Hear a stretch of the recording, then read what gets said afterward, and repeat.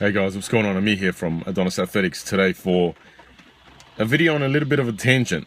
Lately I've been thinking about motivation and what gets people to stick to things, especially, in terms of training, but not strictly training speaking. What gets people to stay at it a long time? What creates that, that comeback and that long-term dedication versus the other people who come and go, sort of become like shooting stars, and they never get to where they could probably have gotten, and that place could have been even like a pretty high place. And I guess I related back to my own experiences from back when I started up to when I am now. Look, when I started, I started getting into training when I was probably about 14 years old. I just used to go to the gym and just, as a 14-year-old, I knew nothing other than like biceps and bench press and, the odd chin-ups or whatever. My idea of a leg workout was a couple of sets on the leg extension and whatever. But I got started because I used to read up on like bodybuilding magazines and used to see those people, used to see Arnie, used to see Bruce Lee or Stallone in the Rocky movies, and used to aspire to be like that. And I'm lucky when I think back that back then there was no mainstream flooding of powerlifting, of records and Instagram bullshit that's been littered around so much these days. There was nothing back then to brainwash me. This is all when I think back on it now. At the time, I didn't understand, right? At the time, all I understood was I subconsciously accepted and knew that for me to get like those bodybuilders they used to see in those magazines, for me to get like the Schwarzeneggers and the Stallones or whatever that used to inspire me, I had to just go in and do the work. I knew that I guess I never really thought about, I never asked myself, when am I going to be that big? I just understood that to be that big, to be that strong, to look like that, I have to just go to the gym and train. And I will just continue to grow and continue to get stronger. There was no pressure on me. There was nothing around me so much at that time in the environment where there was like a pressure to get this record or perform this way, or things like that. So what happened is through time, I was just having fun. I was just having fun training. I was just enjoying training. And unknowingly and ironically, that built a good base for me to get into other things.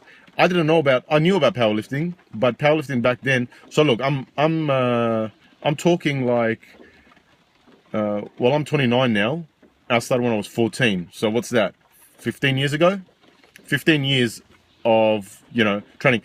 And I got into powerlifting in like mid 2010.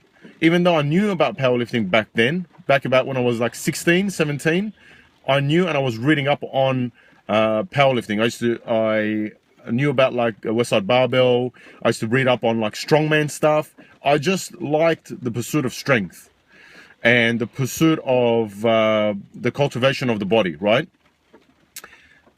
And never in my mind did it cross to specialize in something like powerlifting or whatever. Powerlifting is something that I got pushed into I didn't even want to really do it. I thankfully now got almost forced to do it. But that's another story in itself. What I'm trying to get at is the more I see people today that want to specialize early on in their lifting lifetime, in their lifting career, in just their training career, the quicker I see those people drop off. I think that's because that they forget to have fun with training. That whole fun aspect gets taken out and it becomes a chore. It becomes something that you're always pursuing, right? But that pursuit, in your mind, especially if you're a younger person, a junior who's picked up this sport of powerlifting or weightlifting or even strongman, whatever it may be. I think the problem is if you're young and you pick up these things and you pursue it immediately, like pedal to the metal, balls to the wall, all out effort trying to become world champion, that's when you are immediately at a higher risk, much higher risk of burning out earlier. Whereas if you understand and you accept that training and the pursuit of training and strength is just something that should complement your life, at least in the early years, and you should just get good at everything and just enjoy training, enjoy doing a front squat, enjoy doing some strongman movements, enjoy doing some cardio here and there, like doing some sprinting, and just building and cultivating your body and just getting it stronger, getting it better, and building a solid base, a groundwork to work up on. Now, look, I know it's hard. That's harder to say for somebody who is watching this and maybe, pushing into their 30s and mid 30s, and you want to get somewhere with, say, the sport of powerlifting. In a case like that, hopefully you would have already gone through, and in your younger years, cultivating your body and getting somewhere with it. And if not, then I guess, yeah, you're maybe in a little bit of a different scenario there. You would have to probably start to specialize because your body obviously has until a certain point where it can peak, it can be at its strongest.